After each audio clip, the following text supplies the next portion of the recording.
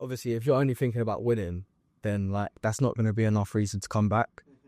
You just like, for me, I just try and emphasize the philosophy behind the art.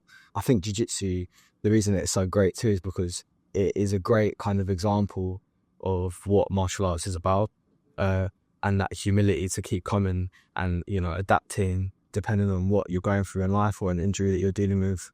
And that philosophy, you know, it's about more than just beating someone. That's not why we always come back. Even though I enjoy the competitive side of it, that's not why I will always come back, because things change in life, you know.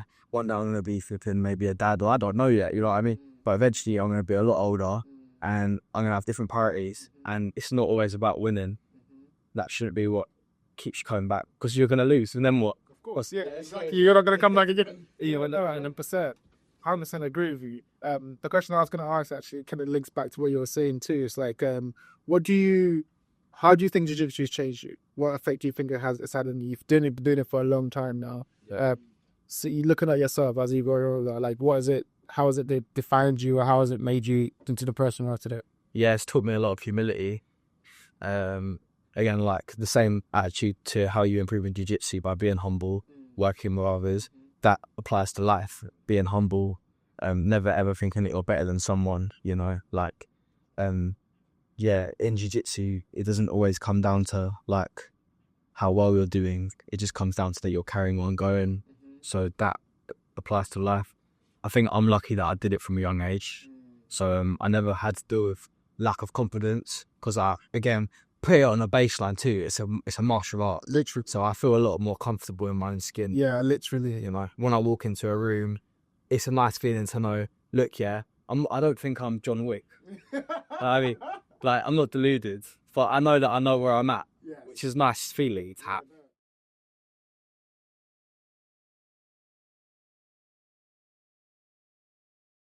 3, 2, 1.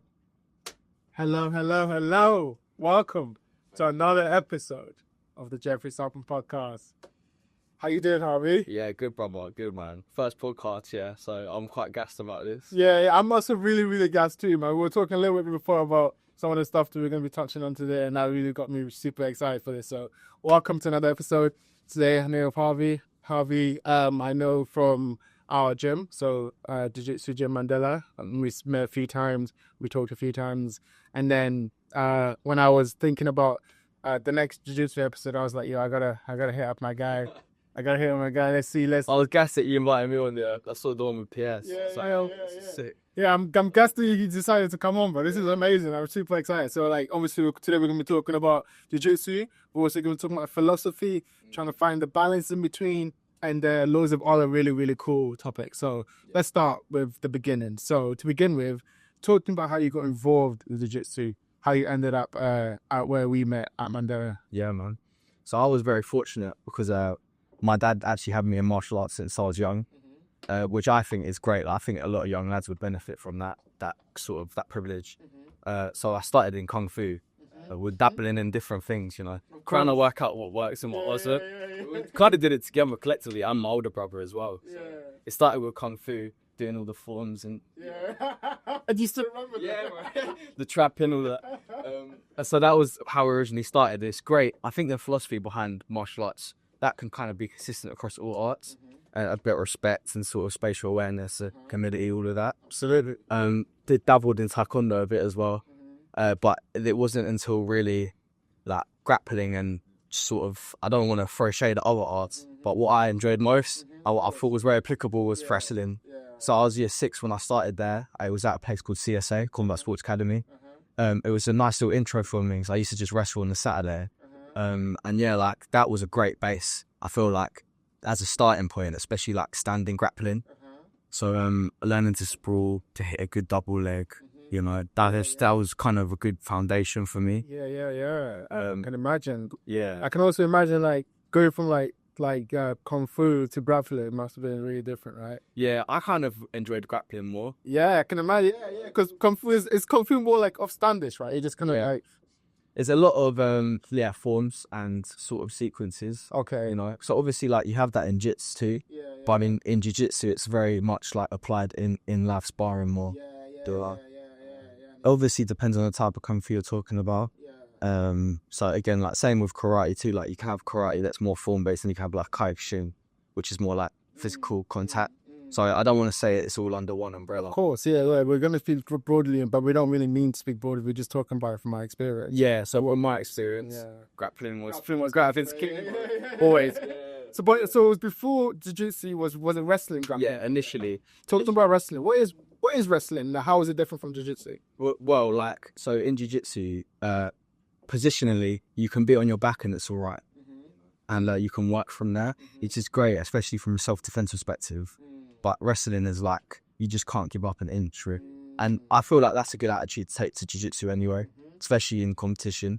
But that's just how I see it. And there's obviously like jiu-jitsu, you're more like a snake. It's sort of you can work around and trap people, and then wrestling's a little bit more, you know, kind of not. I don't want to say there's a lot of technical sort of things involved and bodily awareness still, but it's very much like you're both on your feet. You're not giving up any ground. You know, it's that's how it is. You know. And you win by taking the other person on their back. Yeah, it's taking it down, holding them down. So like it was a nice little intro. But where I started jiu-jitsu was in year 8. So me and my dad went down to play a Carson Gracie gym. And my dad, remember after the first session we did, he was like, that the guy was a lot smaller than him. He was like, I've never felt pressure like that in my whole life. It's like, I just couldn't breathe. And this guy's like, I outweigh him by like at least 10 kilo. Yeah. You gotta feel value. It's a universal experience, yeah? Every time you go to jiu-jitsu and you're like, what the fuck? I can't breathe. Yeah, He's actually trying to kill me. Yeah, there's some feeling, right? Yeah, crazy. So my dad was like, Harvey, I want you doing this. And I was like, yeah, like I want to do this as well. That was a really nice little intro. And it was every weekend, which is, I think, is a nice little spot starting to have. Absolutely, yeah. A lot of young lads, I feel, would benefit from even just once a week, you know, as a starting point. Honestly, like, I know we were talking about it before, but I think it's so important to have that kind of systematic, routinely, because I think what jiu-jitsu offers you more than anything is the community, but also like that kind of like controlled aggression. You know, it's like you can have aggressive, but it's like controlled, and it's like forms and techniques. You know, and it's like, especially when you're young, like maybe you've like got anger issues or whatever. But like if you're like there, if facing someone who your anger doesn't work with, if the more you're angry, the more he will submit you. Yeah, exactly. You just learn to be like, I have to calm down, I have to like breathe, I have to learn actually what the technique is here. Yeah. You can't win by just raw aggression. You gotta like understand technique and skill, and I think that's so important. Yeah. What were you learning at that early age when you first started jiu-jitsu? What were some of the things that you picked up? One of the big things was working off my back. But that was, to be fair, that wasn't so quick. I used to love just top game, and that was always how I used to train. Obviously, again, like everyone's different, and jiu-jitsu is relative to your body type as well, things. But when I was there, like again, like me and my dad were like sort of just, he would always watch me, which I was lucky to have. And then he was like, you need to start working for your back.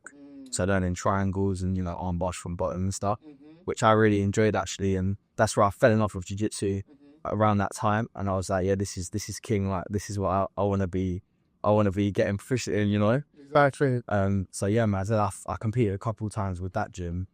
Then we moved. So I live with my mum in London. I was going to see my dad on weekends. So then afterwards, I kind of had a little bit of period where I wasn't training, and then I went to TVX. So whilst I was there, I want to say I was about year 10 at this point. I was then doing Muay Thai and Jiu-Jitsu, which was also cool. Because it always depends. But for me, I enjoyed sort of mixing them up. And then that way it was like keep them both fresh and exciting, you know? And it's quite fun to do a Muay Thai class and then go into a Jiu-Jitsu one, because you're playing under a different rule set, you know? They're testing different parts of your like mental even, right? Yeah. Yeah, talk to me a little bit more about Muay Thai then. What, like you talked about how it's different, like, you know, skill set. What was it compared to Jiu-Jitsu? What did you learn? They're both, obviously, the concepts behind them can be similar, even though one's grappling, strike it. For us, the key concepts are about like self-control, reading patterns and things, being calm under pressure is a biggie. Obviously, one of the key things that's different in Muay Thai, you're getting punched and kicked and stuff. You're taking people down, you're trying to submit them, just as a basic kind of difference. So I mean, Thai boxing was fun. I was a lot younger than a lot of the people I was training with, So yeah, like that was kind of interesting. The same went for jiu-jitsu actually. There wasn't really any adults in that class. I mean, no, there was any kids in that class. So Imagine the adults like it just bunch of kids strangling each other. Okay, go on, so. yeah, that's it. Basically, it was early on that I was rolling with just adults. I learned quickly to sort of use what works and dismiss what doesn't. I was lucky enough. I was often, not all the time, but I was often more physically strong. So I train with adults who kind of helps you to work it down. Yeah. I can imagine also just mentally too, like as a kid, having to like learn quickly. Because like, obviously when you're training an adult, so like this is my experience. Obviously when I started jiu-jitsu, I think I mentioned it last time. So I turned up at Mandela Gym. I think before I'd done a little bit of Muay Thai. So I did a Muay Thai for like 6 months, which I enjoyed. I enjoyed the more like physical training aspect of it. Yeah. Going, doing kicks, doing punches. That kind of like, you know, like it was very rigorous. It was very like after I left the sessions, I could feel in my body was The intensities. intensity was crazy. Yeah, it was very intense. So like I enjoyed that aspect of it, but I don't think I enjoyed the spar as much. I think more than anything, I think maybe just because when you're very, very new, is either you're too timid to even hit or strike, or maybe you're just I don't know what about it. It wasn't as technical for me. It's a good point. You know, I agree actually. I think there's always a barrier. The barrier is there in jiu-jitsu too, but in Muay Thai, like even getting hit, like initially, like there's not much you can do to sort of work and sort of be annoying. So jiu-jitsu, early on, you're like, if you're not as good as someone, you go, how can I just be annoying as possible? I could defend one finger in your lapel, like just one like little straw. Just like Yeah, but you know, if you don't tap, you're like, that's a win. Yeah, exactly. Yeah, just waiting for the time to hit the bell. Yeah. But no, exactly, it was that. And so I think when I started jiu-jitsu, I realized that just straight away. I think that's when a question I wanted to ask you also. When did you know you fully fell in love with jiu-jitsu? Like, was there a moment that, or was it like from that first session, or was there a moment that you were like, oh man, I love this sport? Ooh, difficult because I started young. Yeah. Kind of grown up whilst doing it. Yeah. So there's different. I've taken a different philosophy as I've got older, obviously, you know, as I just matured and stuff. So I'm lucky really that I've had that opportunity. But I think as a kid, like, I always knew I loved it. As soon as I got into jiu-jitsu, I sort of knew this is different. Yeah. But going to TBX, really, that was good for me because I was training with adults and I was starting to have success with adults. I think like that was really encouraging, and often I was realizing like, these guys aren't going easy on me anymore. And that's cool because you're like, this shit works, man. So that I was at that point, I was like, yeah, like this is really the shit. Imagine, yeah, man. So that was kind of between that period up to like year 10. I was like, yeah, this is it. Like, I'm never gonna give this stuff up. What did you enjoy the most? What part of your game did you like submission the most? Was it like being on guard? Was it like what did you? Do you remember back then what you always look forward to? Yeah, I used to like starting standing always. Yeah. You know, that's just. I enjoy that aspect of.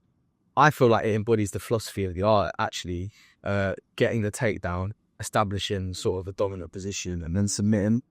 You know, that's the original Gracie philosophy. So I enjoy that aspect of it. The more traditional subs too. Like, I'm not too much of a fan of the leg start. The leg lift is crazy. Yeah, bro. Honestly, I'm just at a loss concept. So. But I prefer the arm bars. You know, the rear nakeds, just like the basic. You know, the tenets of jiu-jitsu and stuff. So yeah, talk to me a little bit more about the philosophy or your philosophy of jiu-jitsu when you're facing someone. Maybe it's something you developed as you're a kid. What's going for you, man? How are you? Is it like you said, get them down, try to get it for submission, or like even before you get to tactics? What is your mental philosophy when you're facing an opponent? What are you trying to think about? What are you trying to do? What are you feeling in the moment? I think it translates to a broader. It's broader than just fighting, and I feel like that's what the beauty of martial arts is. But martial arts isn't just about fight; it's about what comes with that. There's a whole philosophy behind jiu-jitsu. Most martial arts are the same, and they're so different arts have different philosophy. So like boxing is hit and don't get hit. You know, move around. You know, be awkward, be unpredictable. Obviously, there's an element of that in every art. Jiu-jitsu's self-defense primarily. You know, but in competition-wise, the philosophy again for me is take down, get past the legs, get a good position, ideally, you know. But like a lot like life, like it's just not always going to go that way. So like for me, I feel you should never put yourself in a bad position in life, right? But if you end up in a bad position, you can still fight from there. It's the same in jiu-jitsu. So if I get taken down, you know, if I do my shoulder and I work for my back, then I'll get a triangle. I'll try my best. But ideally, I want that takedown. I want to be from the get-go. Like I want to be like, you know, ahead. So that's how I feel. Psychologically, you gain momentum too. Like Yes. but that's not to say that if you're on your back, that's what jiu-jitsu was built for. Fighting off your back, being in the defensive, is still coming out on top. So it, you know, it can go either way. There's no one way to go about it. That's amazing. That's so true. And to actually do on that point, go more on the philosophy. You mentioned how it's more than just martial arts, but it's also how you can apply it to life. What's the philosophy of life, and how do you relate it to fighting, or even just the broader martial arts? So I'll spin this on you as well, because I heard you say something interesting. One of your poems, you mentioned how life imitates art. Yes. Yeah. Yeah. So in a similar way, I feel like fighting imitates life. Go on. I love this. Go on. I'm gassed. Go on. So all right, let me bring a philosopher in now. So Marcus Aurelius, he compared life to wrestling. Yes. While some people compare life to dance, but I agree with him. Life is not dancing, because first of all, in dancing you have a routine. Yes. You have sequence of moves, and it's quite. If you know the routine, you're all right. Life is a fight, you know. Yeah. Especially like, obviously, you might have it easy in life, but at some point, something's going to come around and knock you on your ass. Yeah. So that's why I feel like it's so translatable. The two things that's why fighting's so raw. People love to see someone overcome adversity. There's something like deep about it there.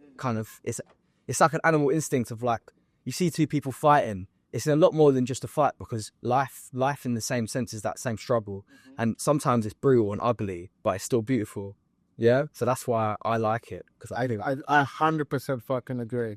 Bro, I think that's so true. And to answer your point, to answer your question before about, like life imitates art, I think this is also crazy. I found both things to be true. Life does imitate art, but also fighting imitates life too. Like that's why I think I love both of them. I think I've always loved both the kind of like the struggle aspects of sports, and also the kind of like the writing and like the philosophy and the kind of like literature. Yeah. I think fighting, what I learned in jiu-jitsu straight away was it told you so much about yourself. I think obviously, life is lived out there, but it's also lived internal, isn't it? So like, if you're in a bad position in jiu-jitsu and like you're about to give up, that conversation you have with yourself in that moment. Yeah. I mean, look, that's very true in life too, because if I'm in side control, if I'm on bottom, and like that's rubbing my face, I can't breathe. Sometimes I'm like, why am I even doing this? Literally, why did I come here? I'm talking myself here, you know, like you got some, especially like big black belts. I literally could do nothing. You're like twisted, you know. This is peak. But then you come out of that session, and like it's like going through the fire, and you come out the other end of it. In the moment, it might feel like not great, but you're like, no, I'm happy that I went through that. And I think that's so important. That's so true to recognize that. I think a lot of life is pattern recognition, right? But I think where we left off was that we were talking about philosophy and how that applies to fighting, and how it applies to life, and like all that kind of the duality of that. So you mentioned before we actually started a point about the duality of man, and how philosophy is so important, and all these how these philosophers like Socrates and Plato and Aristotle, how they were integrated wrestling into their life and how that affected them. Yes. Talk to me more about that. What did you learn about that? Why do you think it's important to be also kind of physically competent as well as mentally competent? I don't even think it's important. I think it's primary. Like, it should come before anything else. You know, obviously, like in life, sometimes you know it might not always take form of physical. You know, but usually that should be a starting point, especially for like young people. Again, like Plato said before, anything, a young person should wrestle, which I think is really deep. Especially as like he wrote commentary on society and as a whole. You know, in Plato's Republic, that was his whole focus of how could we best construct a society. So like he was very influential in, you know, providing commentary on how society should run and politics should be, you know, structured. So the fact that he had so much emphasis to place on wrestling, I think speaks volumes to how important it is. Yeah, 100%. It's educational. 100%. I think like we spoke about before, a lot of it is you're wrestling with yourself, and I think that's what players trying to say. Like you're in those kind of difficult moments where you're physically, and I learn this all the time through jiu-jitsu, but also through running, where you're physically doing something strenuous, and like you have to tell your body, no, I'm in control. Yeah. You stop when I stop. Exactly. You know, like your mental, you're basically giving up, but you actually haven't had a conversation with yourself.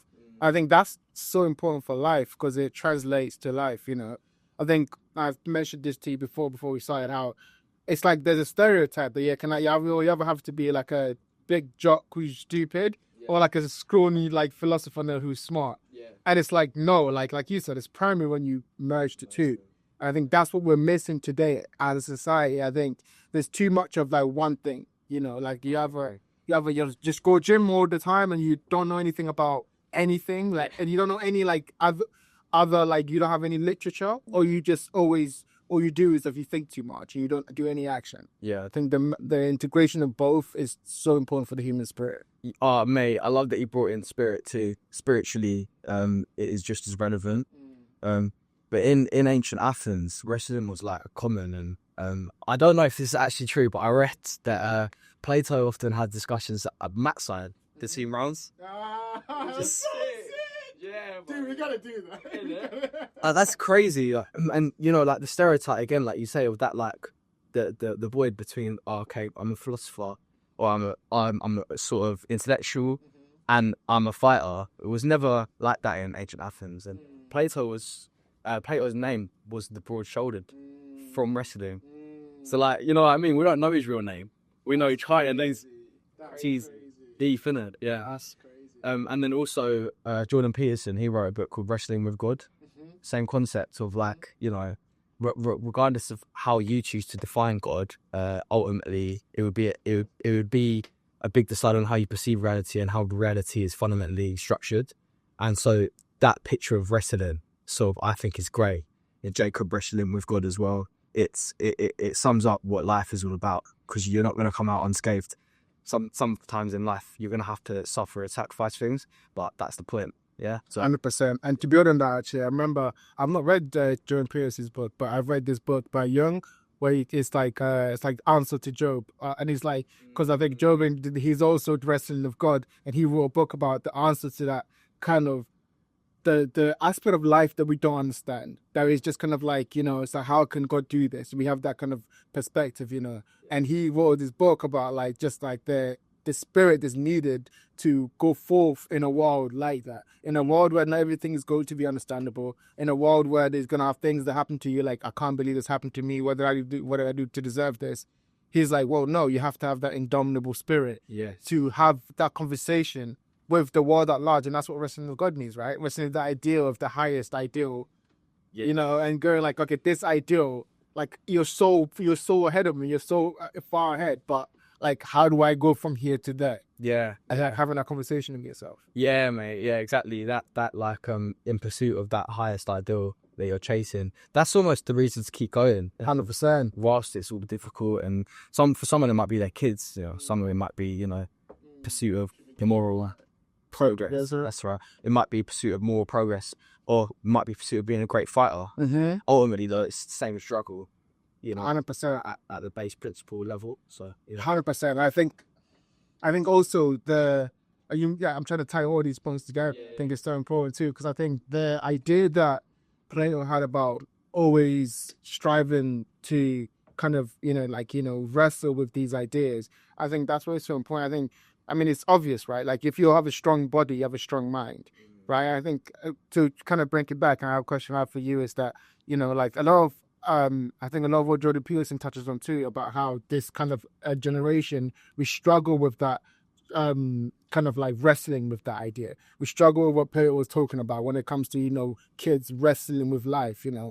Why do you think that is? Why do you think, you know, I know you've been in fighting since you were a kid, so you kind of seen the other side of that. Loads of people have not been in that. They've kind of been at home playing video games, and there's nothing wrong with that, but they lack something. They lack something that you kind of gain, that kind of understanding that you've gained. What is it? What kind of understanding have you gained about that aspect of wrestling, kind of aspect of fighting, and how that helps you as you get older and older? Yeah, that's a really good question. Yeah. So I think a lot of it's again tied in with meaning and sort of the meaning that you get from life and the meaning that you're told about as a kid of what life means, and also the call to adventure. Jordan Peterson talks about a lot. So like it's hard for a kid to get up and want to battle with these ideas when they haven't even been told why they have any utility. I mean, I don't think a lot of kids are educated, first of all, on fighting, like Plato wanted to have been, and secondly, on philosophical ideas and on morality and on God and all of these questions that a lot of people should. It's just not a must. Obviously, some people aren't interested, but I feel that these are like a fundamental question.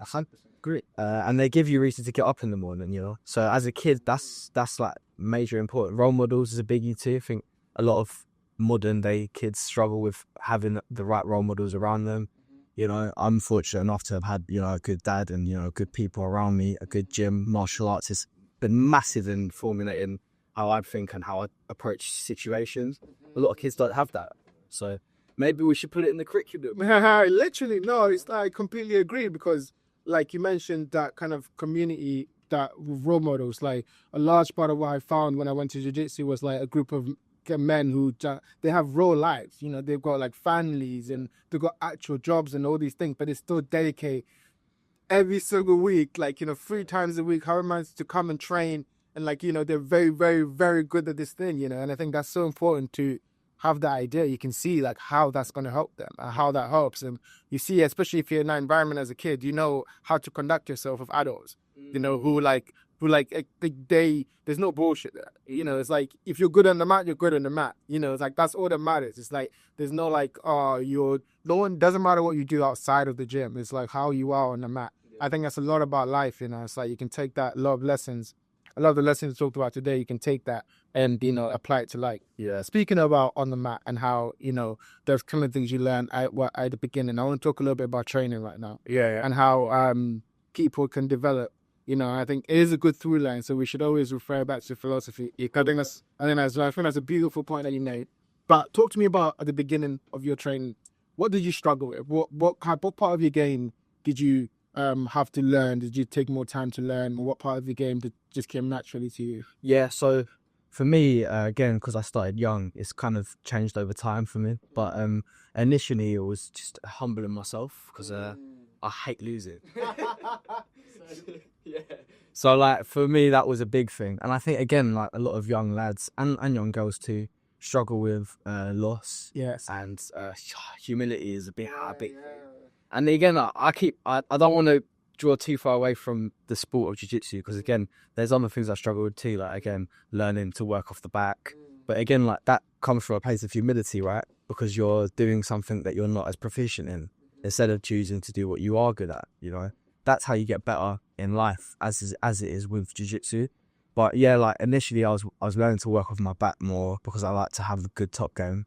That was a biggie. And then recently what it's been is learning to flow roll, learning to train with the idea of what is useful rather than just trying to win, because I think also that's how you avoid injury. I talk from experience too, like I dislocated my elbow like quite badly last year. And you're injured. I'm an idiot, man. I know it's my fault, so it is what it is. You just want to blame the world. I shouldn't have based. Like, I was wrestling and I flipping put my arm out and it just went literally like up here, bro. Like, it was just mad. So yeah, like that's a big thing I'd say that I've been learning recently is actually training with the idea of how can we get better? What do I need to improve on? We're both trying to help each other. It's not always about winning the round. And learning bodily awareness and that this is a combat sport. You need to protect your own body, and it's not so much about winning. It's also about defense. It's about bodily awareness and knowing when you're in a bad position. I better not do that actually, because I might dislocate my flipping arm. These are good things to learn from. So yeah, that's probably how I'd respond to that one. Yeah, that's super important. I think that's so true, because I think at the beginning, speaking from my experience, right, my kind of first 6 months was like a trial. Like it was like every single time I'd go, I'd get submitted. And this is obvious, right? Everyone who's done jiu-jitsu or any kind of grappling or even combat sport knows that for the first kind of like 6 whatever months you're useless. So everyone's there knows exactly what you're not good at, and so they'll continually submit you. And I think one important thing is when you're very early on, if you can keep going, that tells you a lot about yourself, because you're not going there to like obviously have fun, but you know you're going to be submitted. You know you're going to get. So I think a lot of time, I think at the beginning was like, how can I improve my defense? Just because of the fact that was just naturally what was going to happen. I was going to get submitted. How can I last around without getting submitted? How can I? It was like just taking a little bit by step, right? And then like slowly over time, you start to figure out, okay, I can probably last around. How can I nice submit the other person? Yeah. And so it's like a lot of the time for me, I remember I was always good in like close guard. Yeah. You know, like if I could get you in close guard, I could maybe find a way for you not to submit me. Yeah. You know, I think like that, like learning your skill set and what you're good at through kind of loss and like through always losing and knowing, okay, I get submitted very, very easily if I'm like, I don't know, if the guard is open, if I'm like from standing, or if I give my legs, I'm fucked, because like straight away it's leg lock. Yeah. You know, learning those things and then learning how to like adapt to them as you go session to session is so important. Yeah. What was I for you? 100%. Yeah. Everything you said, I agree with. Good tip for people who are beginning as well is to understand you're never going to be good when you start. And that's all right. Even if you're physically gifted, like obviously there's exceptions. If you've got a flipping NFL athlete, like a rugby player, you know, sitting in the scrum, who comes to play a bit of jiu-jitsu, roll around, learn and play around and get better. Obviously, against the other newbies, you're going to crush them. But the thing is, you have to go on that. You have to undergo that process of loss to get to that point where you can start doing your own stuff. From a defensive position, that will become your offense eventually, you know. So that's very good. Go on how you learn from defensive beat. Well, again, like you at the start, like you said, you're often just defending, but from that position, you might even see things they do to you as well, and you learn from that too. And also learning to relax. And when you learn to relax in bad positions, you also learn to think, what can I do now? You know. So it always starts from that position of being under the fire, and then you can sort of learn to be comfortable there, which is ultimately like why we all love it. Right? So I think that's important to remember, in my opinion. Yeah, I completely agree. I think like when I started to not be tense, I think at the beginning everyone kept telling me you're too tense, because it would be like I was always like expecting them to do something in every single moment. You know, like you're obviously you're grappling and you're sparring, and I was expecting it straight away. I was like, they're gonna make a move. I was always thinking, instead of being calm and like kind of accepting that when they do something, I'll be able to react, rather than always being tense. Yeah. You know, and it's like even when they were having me in bad positions, I was trying to get out all the time, and it was like, no, calm down. Yeah, when they try to go for the, you know, to finish the position, that's when maybe you have a little bit of time to try to slip out. You know, it's like all these little things that you have to learn, and you can only learn on the mat. You know, I think that's so important too. Like, talk to me more about the camaraderie, like the kind of like the. That's something I learned in jiu-jitsu very, very early on, like how close you become to the people you're rolling. Yeah, like this. I mean, look, when you're both trying to strangle each other 5 minutes, you know, after that, it's not much. There's no line drawing. You can just talk about anything, literally. Again, like this is why it's cool that Plato used to. I mean, allegedly, he used to sit by the mat between rounds, which I just think is so cool. Because, like, what do we do between rounds? That's what we do. Or after a session, we got completely slumped. Imagine he's like, what's the forms? Yeah, exactly. Yeah, exactly. So I find that side of it really cool, and that you can be like, how are you, man? After a good round, it's like you could suddenly, it's like, oh, I'm all right. How are you? Like, and it's genuine. That's like in life, you walk around the office, especially in business. Like, how are you? Tell me you're good, leave it there. That's how people think. In jiu-jitsu, it's not like that, and it's a brother and sisterhood. I think that's beautiful. Trying to refine and improve each other. Also, like going to clubs together and stuff, that brings you together, you know, because you're going as a team. Literally, which is cool. And then you're always like bigging up each other too when we see someone else rolling. Yeah, I want to get into comps in a bit, but okay, talk to me about your training schedule recently. What's it been like, and what you trying to improve on, what you working on? Yeah. Is there anything specific? Yeah. It depends on what I've got on. So, it obviously, like jiu-jitsu, like everything, it comes in seasons. So, if I have a comp or like a fight or what, then I'm much more inclined. At least you should be on the mats 3 times a week as a minimum. But it's important not to get obsessive about these things. I'm talking about like comp vibes. Ideally, even more 4 times, 5 times. People are different, obviously, and they take information in differently.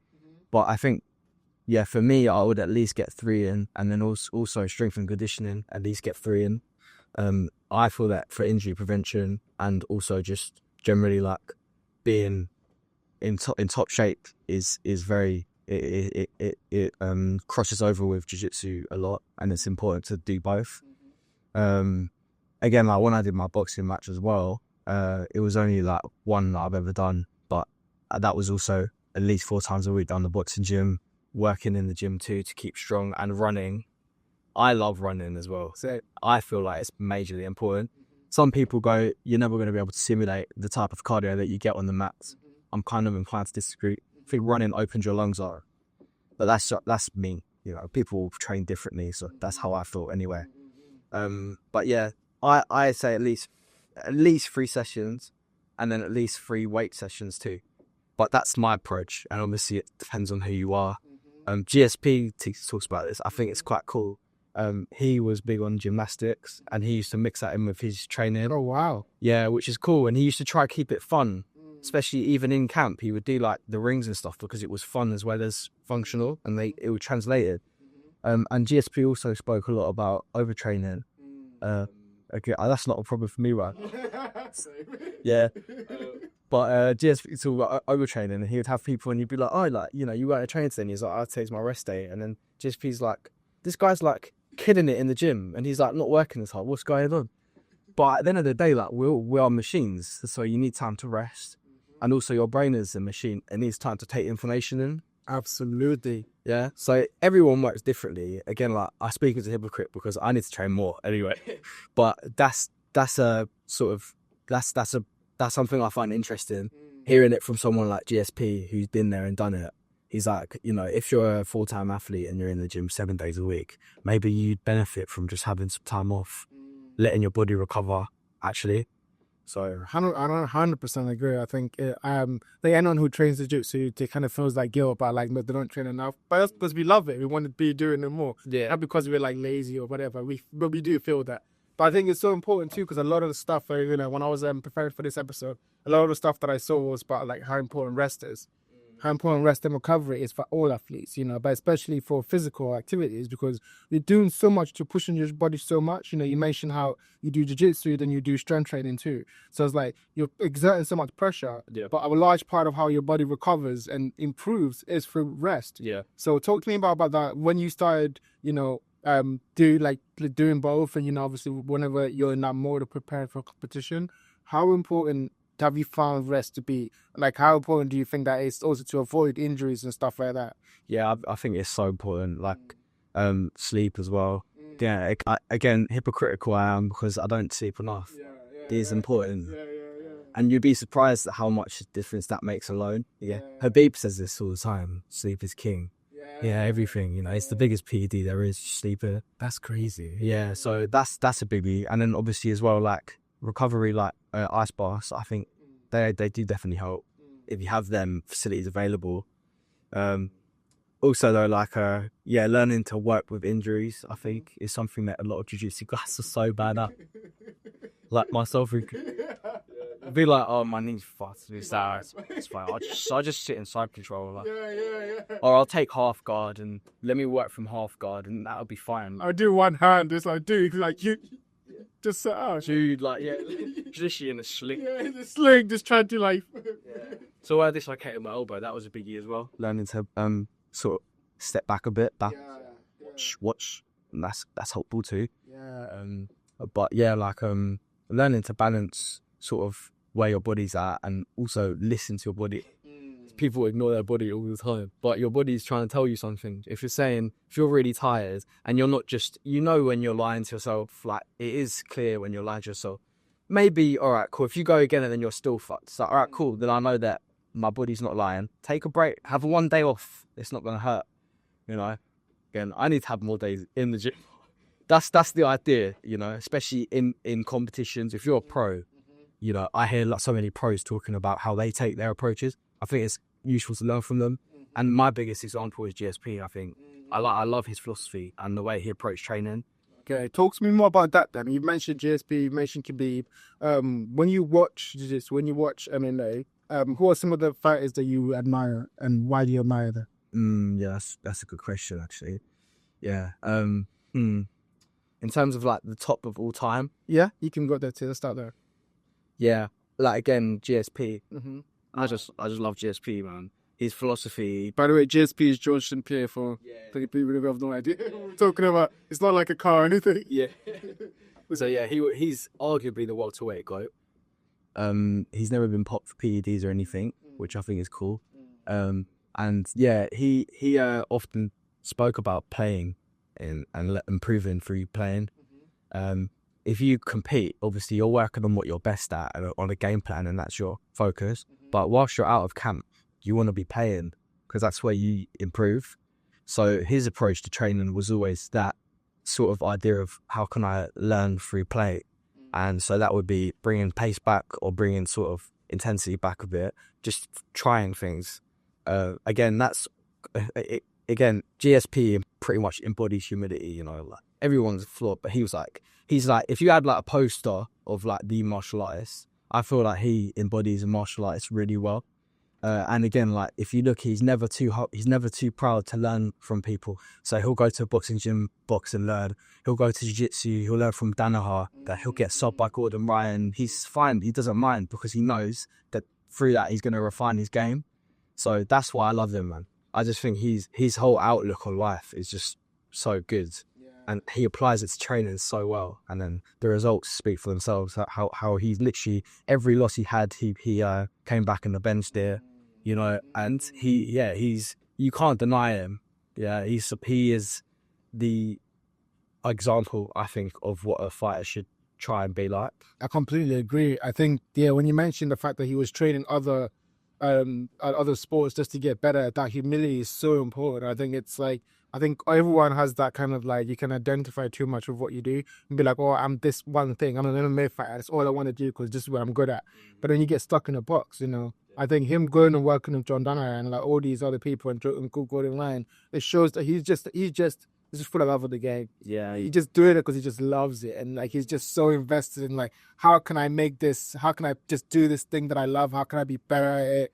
You know, I think a lot of figuring out about life, to kind of bring back what we were talking about earlier about finding meaning. Yeah. It's like once you find that thing that you enjoy, to make it fun for you. Yeah. So you just have to play with it, because like literally jiu-jitsu is play. Like remember when we were kids, we just running around trying to like put each other in headlocks and stuff like that. You get older and now you're doing a competition, you think, oh no, I don't want to do this, to have that play aspect, you know? A little tangent there too, which is cool, yeah.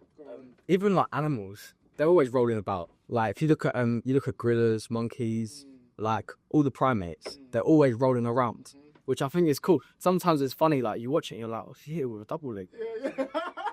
You're like, he's got a good guard recovery, putting his foot on the hip.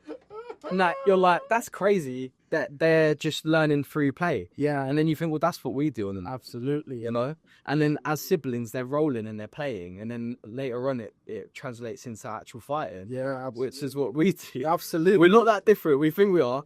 But, you know, we have that whole, like, the spirit, the mind. But we also have animalistic tendencies. And I think that's cool. Like, we can get in touch with that by rolling around and strangling each other without any repercussions.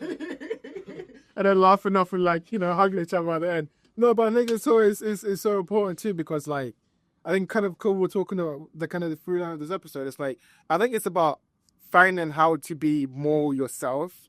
You know, like, you know, just in this world that we live in, everything's so like different. You know, technology, this. We're so removed from that animal kind of kingdom that we used to live in, right? But it's like when you just do jiu-jitsu and you're sitting there, like your body is exhausted, like you're tired. In that moment, nothing else matters than your tired body. Nothing else matters than... Bro, it's so true. No matter what you have going on in your life, when you take it to the mats, it all goes away. It goes away. You know, it's like gym. Like you were talking before about how it is like kind of like therapy. It's like I feel that in the moment I'm in the gym, I'm like, God damn, I'm so happy I'm here. It's like that feeling. Obviously, it's endorphins, but it's also like you're tired, your arm is hurting. You know, you're gonna have to go when that bell goes. You got like 10 seconds left. But you just know that in the moment, like, this is kind of like the most important thing in the world. And I think that's so important to have those moments. I think a lot of part about life, I want to ask you this question too. A lot of part about life, I feel like we live life on like a filter. Everything is filtered, we don't experience things like fully. If we see some things on the phone, if we hear some things, it's like through another lens, but like very few times in life, kind of like jiu-jitsu or even competing, which I want to talk about to you about, like, there's no filter there. When you compete, it really is you, it's raw. So talk to me about competition. Talk to me about competition how it is for you. Yeah, I mean, so I haven't competed jiu-jitsu for a long while, to be honest with you. But yeah, the last time I did, so that's what I did ADCC UK. I went with Pierre actually, and also I've done a lot of gi comps as well. So yeah, normally when you go there, it's like, for me, I'm not going to give anyone an inch, because that's where it's game time now. In the gym, ideally, if we're training properly, you should be sort of learning and refining and put yourself in bad spots. In comp side, it's game time. So, you go with a game plan. So again, mine's normally the takedown. I heard Pierre talk about this too. You normally, all right, what am I going to do? It's normally like, all right, what's the plan? So you kind of look at him and you're like, I'm going to take him down. Also, learning to sort of not peak too early, like adrenaline dumping's a real thing. Again, like, it doesn't matter what the sport is, all combat sport, you adrenaline dump if you don't manage your emotions properly. So I like to like listen to like reggae, something on the way. You don't want to like get down. Yeah, that's not that's not ideal. Like, you'll be tired before you even started the fight. So yeah, you'd rather like chill, try and be around your friends. I like that side of it, which is why it's so cool in jiu-jitsu, because your whole team's there, and they're right mat size with you. So normally, so that's the approach I tried to take. Let's start from the beginning. What's your like diet? Because this is something I'm learning, right? Because when last time when I went, I just thought, oh yeah, I was gonna be like, get a good night's sleep, wake up, I'll eat whatever, and then I'll turn up for the session. But as soon as I turned up, because the adrenaline was pumping, my body knew I was gonna fight. It straight away was like toilet, because I just knew that. So like, that's one thing I'm learning too. So what is it like for you? Did you learn to like fix your diet? Did you learn to sleep properly? Like, preparation before the fight? Again, like, it's very relative, because I've heard very mixed opinions. So this is only personally, although I've met many better fighters who don't do this. I don't eat anything heavy on the day. Ooh, okay. I think it's important. If we're gonna have anything, have it light, maybe a bit of chicken, a little bit of rice. But you want a lot of carbs in you, but you don't want to be like heavy. You don't want it sitting in your stomach. That's the worst feeling. Like, I don't know, I've been to open mat before after eating a pizza. Like, literally just feel like I'm about to, like, you would have throw up on them. Nah, yeah, because you're just moving all the time. You don't have the time. So you think about it, it's sitting in your stomach. So much dead. Also bread, because bread, when it's in your stomach, it compresses, it sits. So it's like, it's a big loaf that sits in, it's like heavy, because a ball in your stomach. So scientifically, I'd probably avoid like any heavy carbs too much. But I've seen fighters eating Mackies, and they're fine, because at the end of the day, if you have like a 8-week camp and then you weight cut, your body's finished anyway after a weight cut. This is more like high level day guys. Also jiu-jitsu guys, if you weight cut and that, but when you carb load, that will help. I just personally would rather not eat a Mackies before I fight. Like, that's not what I want every edge I can get. Yeah. So no, it makes sense, right? It makes sense. And then, okay, so before you go on the mat, do you have any like rituals? Do you have any things? What's going through your mind? How are you preparing to go? You talked about like, you're looking at the guy, I'm going to bring you down. What else were you thinking? I jump up and down with my headphones on. That just makes me feel like, it gets my body moving. I don't know why. It's just, something that I started doing when I was younger. Like, you don't want to just be, I mean, some people at work, if you're just standing there mat side, just wait for them to get called, it's not really, you want to be sort of, what did you like? Yeah. And like zoning in, and also like probably talking to yourself a lot. Again, like, it comes out, it always becomes more of just a life thing, but it's all about self-affirmations. If you're telling yourself, I'm going to win this. Even if, GSP again, I always bring it back to, it's the GOAT. Yeah, he's the GOAT. But he always talks about picturing himself in bad positions and then getting out.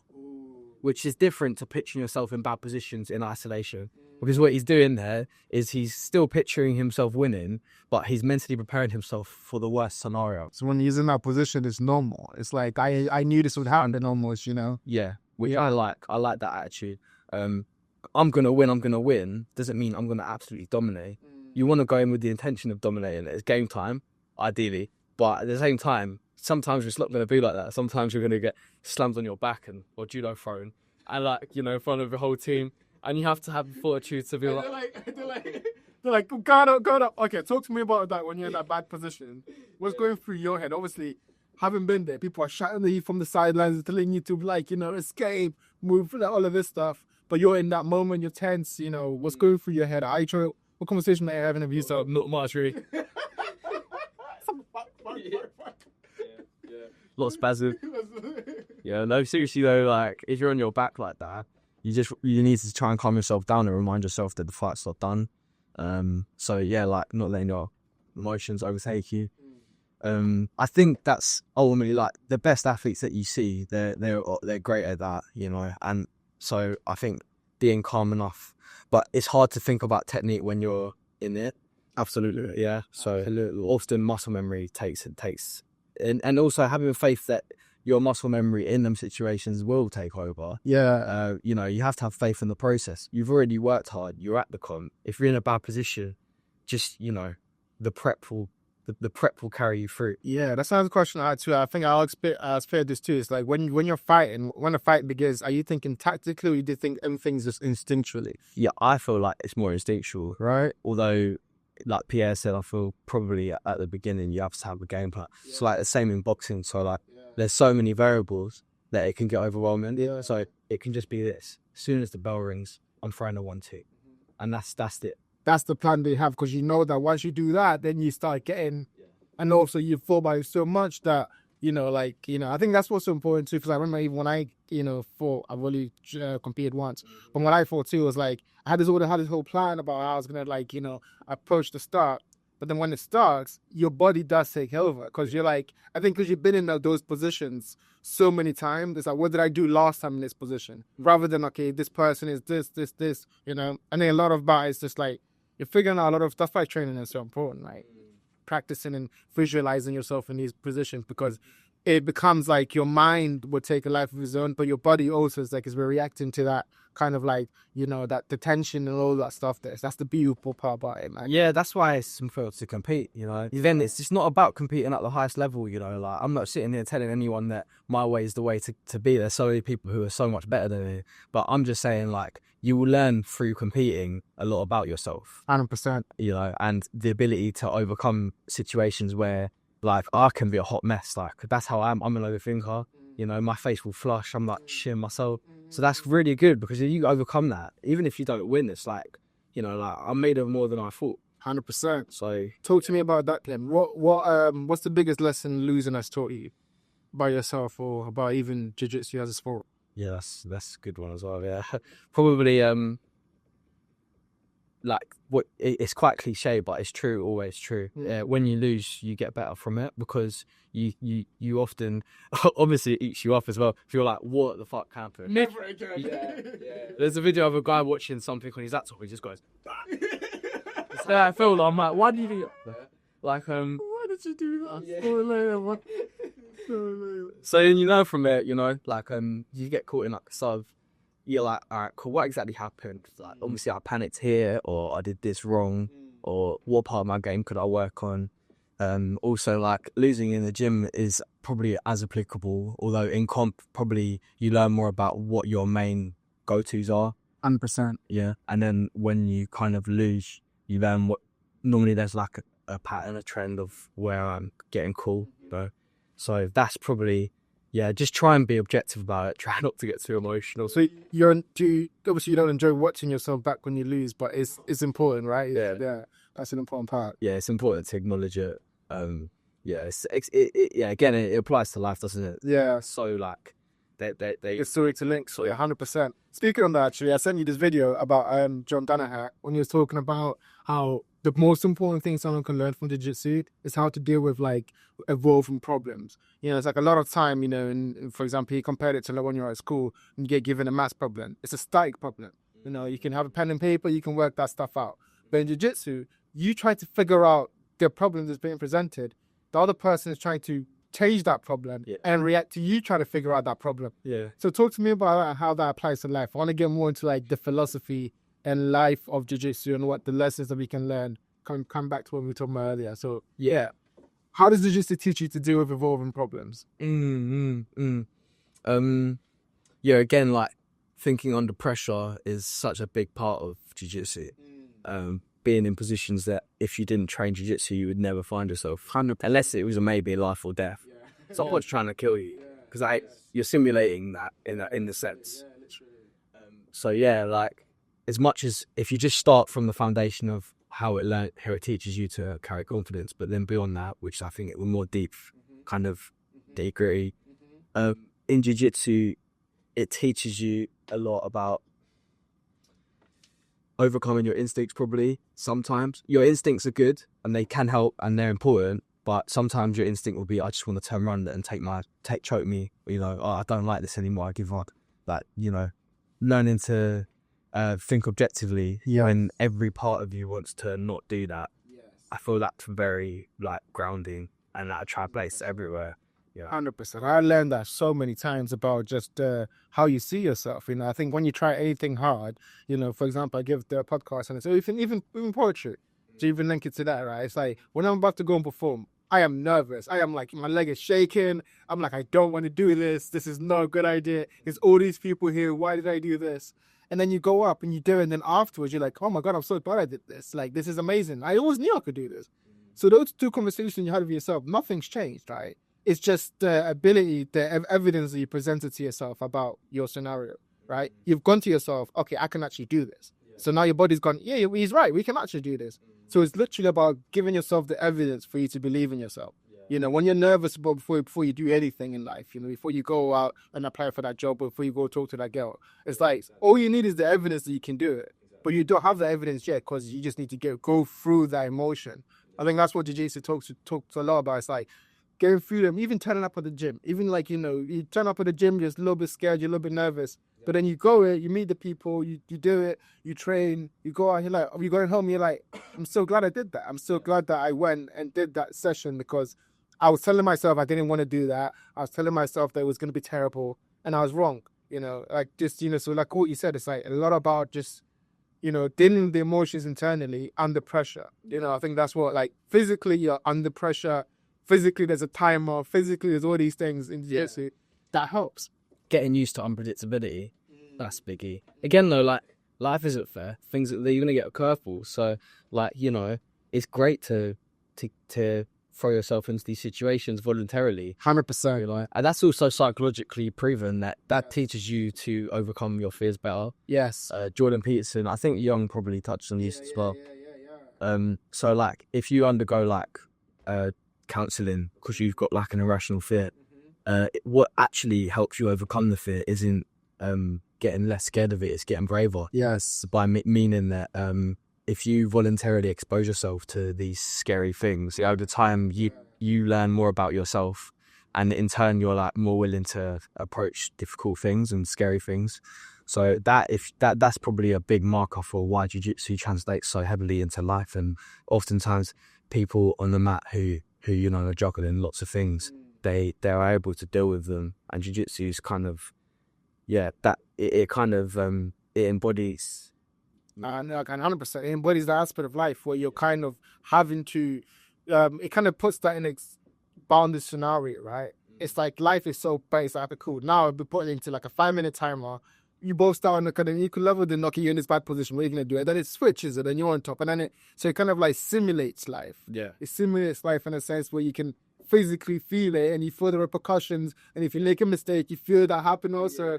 And then and then you have to tap, and you're like, cool. Yeah. But then it's also like, okay, let's go again. Yeah. And it's that all of that simulated beautifully in like 5 minutes. And I think that's what's so important about jiu-jitsu.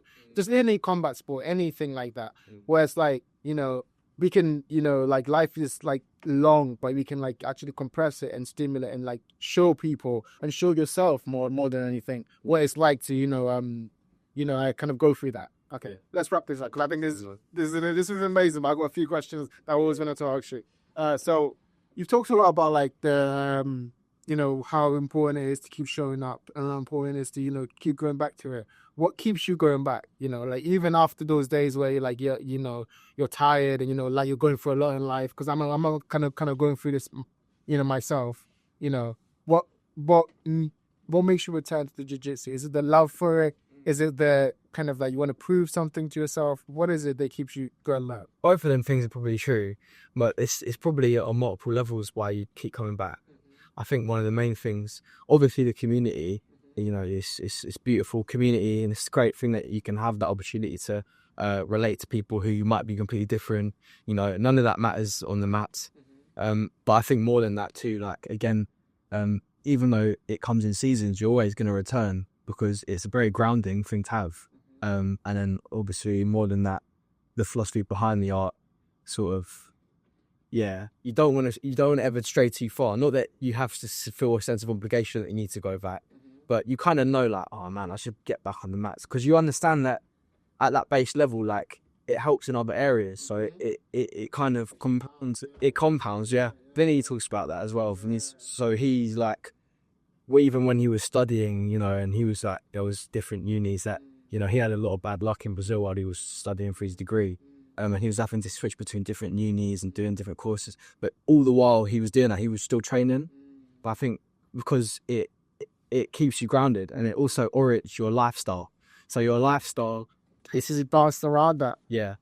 And you might be more willing to go, all right, cool, I probably shouldn't go out. Yeah. Because otherwise I'm going to be too fucked to train there. Just, again, life comes in swings and roundabouts. You're never going to get it perfect all the time. But you always come back to that because you understand that it's what it's done for you and it will carry you through a lot. 100% agree. 100% agree. Anything that I've done that's been difficult has been because I learned that I can do difficult things. Go to jiu-jitsu and train, and going home after this, like, oh my God, like I did that. Like I went up against that bell, whatever, like, I lost, but like I did it. Tomorrow I wake up, I can do another hard thing, because I know that I can do hard things. And I think that's what is so important. That's what it teaches you, like how to do difficult things. And then so when you do another difficult thing, you understand the process, like I was talking about. You understand that you might not get it this one time, but next time you'll learn something. Yeah. So like every opportunity is a reason for you to learn. Yeah. One question I had to go on, sorry. So I'll have one more thing. Of course, yes. Just that obviously if you're only thinking about winning, then like that's not going to be enough reason to come back. You just, like, for me, I just try and emphasize the philosophy behind the art. I think jiu-jitsu, the reason it's so great too is because it is a great kind of example of what martial arts is about, and that humility to keep coming and, adapting depending on what you're going through in life or an injury that you're dealing with. And that philosophy, it's about more than just beating someone. That's not why we always come back. Even though I enjoy the competitive side of it, that's not why I will always come back, because things change in life. One day I'm going to be flipping maybe a dad, or I don't know yet, you know what I mean? But eventually I'm going to be a lot older and I'm going to have different priorities, and it's not always about winning. That shouldn't be what keeps you coming back, because you're going to lose, and then what? Of course, yeah, exactly. You're not going to come back again. Yeah, 100%. 100% agree with you. The question I was going to ask actually kind of links back to what you were saying too. It's like, how do you think jiu-jitsu has changed you? What effect do you think it's had on you? You've been doing it for a long time now. Yeah. So you're looking at yourself as you grow older, like what is it? How has it defined you, or how has it made you into the person you are today? Yeah, it's taught me a lot of humility. Again, like the same attitude to how you improve in jiu-jitsu by being humble, working with others. That applies to life, being humble, never ever thinking that you're better than someone, in jiu-jitsu, it doesn't always come down to like how well you're doing. It just comes down to that you're carrying on going. So that applies to life. I think I'm lucky that I did it from a young age. So I never had to deal with lack of confidence, because I, again, put it on a baseline too. It's a martial art, literally. So I feel a lot more comfortable in my own skin. Yeah, literally. When I walk into a room, it's a nice feeling to know, look, I'm I don't think I'm John Wick. I mean, like, I'm not deluded, but I know that I know where I'm at, which is a nice feeling to have. So that's big. And like talking about before, we were talking about how most people this generation don't have that, and I think that kind of it all adds, even on the bad side, right? It's like because you're not comfortable in your skin, you're more agitated, you're more anxious, and you walk into a place that anxiety spreads to people. Yeah. That's the whole generation of just people just not comfortable in their skin and stuff. Yeah, it's, they're anxious. That's also why bullies do. So often it sprouts from insecurity. 100%. Also, if you don't know where you're at and you're a little bit nervous about carrying yourself well, and then you still keep getting bullied, the easiest thing to do is just join in. I'm not the one getting bullied. Yeah, literally. You know what I mean? Whilst if you can fight in that, you might take more of the actually be the defender. Yeah. Or at least like but you never catch me doing that. Like, Exactly. that guy's flipping insecure in it. Exactly. Yeah, you recognize that straight away. Yeah. You recognize that straight away. Okay, so another question that I had to is that if someone is about to start in jiu-jitsu, you've talked today about the philosophy and the jiu-jitsu, kind of the physical aspect of it. Could you talk about what kind of recommendations you give them, what philosophy or books you would say for them to read, but also how they would improve on the map, like how would they merge the two to be understanding about where they go? Yeah. So what? Just for a beginner, like Just for a beginner, yeah. Like who should they check out in philosophy, but also how should they approach the map? Yeah. I mean, again, like Danaher's a good one because he's got a great link between philosophy and the art of jiu-jitsu. So he's cool to listen to. He would always have great tips for you guys if you want to start. And yeah, just keep coming, man. Like everyone says it, but it's so true. It's so true. And it will pay off eventually. And yeah, you'll be glad. It will become a lifestyle for you. It will translate into other areas. It will improve your confidence. It will improve your fitness. So yeah, like if you're hesitant to start, don't be. And yeah, like again, like Plato places so much emphasis on this because I think he understands that like a society of pure intellectuals isn't enough. You have to have that duality. So if you don't yet, then take it as a great opportunity. Jiu-jitsu is a great one because people will work with you, people are humble. Also, like everyone knows what it's like to get beat. Yeah. So you're never going to get anyone who's flipping too egotistical to like help you out. At least if you're in a good gym with a good culture. If there is gyms like that then you probably should move. So just remember that. Yeah, it's never about being the best, or it's never about like you should never be worried about what people are thinking. Jiu-jitsu is like a safe space for you, especially if you're just starting. Like people are only ever going to help you up. So I completely agree. I think and two, I think both points you said too. I think one, definitely check out John Danaher. I think his ability to like kind of rattle off like philosophy concept and link it to how you can learn in martial arts is so important. Yeah. I think also that's like you mentioned, the duality of man. I think that's the most important thing. Yeah, I kind of embody this my whole life. It's like the poetry is because I was like, okay, how far can I go with understanding my emotions, with understanding my thought process, with understanding myself? Can I take it into like really deep literature? And then also like I've always been involved in sports since I was a kid. Like how far can I go there? And it's like understanding both sides of yourself, kind of merging into one, then you're comfortable who you are. Because no one can tell you who you are if you know who you are. Exactly. Yeah. Also, okay, I'm gonna go on a tangent. Of course, bro. But Jordan Peterson talks about the shadow too. Young talks about the shadow. Yes. So like, whether you like it or not, there's a side of you that you need to integrate. Yes. To fully be confident. Yes. And that's right. It's not about being aggressive or being nasty. It's just about understanding that you have a side of you that if you don't manage it and integrate it properly through martial arts, that it might manifest in ways that you don't want. So 100%. You're better off doing it through a good gym, good people, and you're going to get better at defending yourself. Like there's no loss there. There's no loss there, 100%. And I think even to kind of develop on that point too, there's this guy who's a student of Jung. His name is Robert Moore, and he talks about Jung's archetypes. There's got like the magician archetype, you got the lover archetype, but you also have the warrior archetype, and that's also in people too. Everyone has that archetype in them, but most people don't embrace that and don't kind of work on that. And if you don't work on that, it becomes the like you said, the shadow. It becomes a dark warrior archetype, where you're kind of like you're kind of timid, but you're also kind of biting, you're resentful, you've got all these kind of feelings which is internal, but you don't exercise them. Then you start losing, you give into rage, you give into anger. Because it's not, you don't know how to kind of take that and put it through the right channel, you know. I think that's so important too, that once you recognize that each individual has the archetype in them, then you can work on it. You begin on the journey of the jiu-jitsu where you just always working on it, and it's just slowly, you know, you have the rest of your life to do this. There's no rush, you know, and then the better you get, the more how you have fun, and then, you know, it's like, you know, once you understand yourself and understand it is a martial art, you know, it's an art in of itself. You just do yours, you're not continuous journey, and I think that's the most beautiful thing. Yeah, no, mate, I couldn't have said it better myself. That's the most beautiful thing. Okay, okay. I think this has been amazing. I think that your ability to like link philosophy and jiu-jitsu, I think that's also so important too. I think that's what this episode taught me a lot. That it's so important not just to do it physically. I think physically is important to do it, but you get other side to it, and you learn so much more about other things. You know, just being on a mat has taught me so much more about how to approach, you know, like problem solving, how to approach, you know, just, you know, looking at things, and it gives you a kind of like a wider view of society. You know, it gives you can look at side, but okay, cool. Like I see what the issues are here. Sometimes, you know, sometimes we're not integrated our shadow, like you were mentioning before. You know, and how important it is for people to do that going forward. Yeah, and I think that's why a lot of the big thinkers, not a lot of them, but especially in Athens, like the reason that they place emphasis on that is because they understood that. They understood the Whilst we don't so much nowadays, do we? Well, hopefully this episode can help people understand a little bit more, right? Like, bro, go to the gym, man. Go to the gym, go on the mat. Player told you to. Yeah, exactly.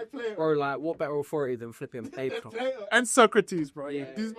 These men were actually on the mat doing this. So, bro, thank you so much. It's been a pleasure. Thank you, man. Thank you so much, man. I appreciate you. I appreciate everything that you do. Appreciate your time for today. Yeah, likewise, bro. Thank you. And thank you for watching, guys. Yeah, thank you. Until next time, peace.